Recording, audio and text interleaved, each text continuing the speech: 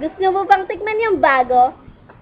Gusto nyo ba ng dessert na swak sa inyong panlasa? Wow, ang sarap. Ano ito? Narito na ang gulay na kalabasa. Uy, ano nangyayari sa mga yan? Hindi nakatikim na. Ay, sa dessert. Ah, ganun ba? Patikim niya. Masarap nga. Halina tikman natin ang dessert na squash plant. Masustansyang gulay na naging dessert na ngayon.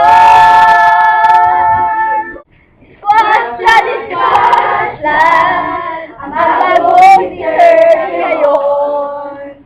Walang higit pa at ang masasarap pa. Tatlong embang hanap mo, squash plant lang. Masustansya, malinamnam, at masarap.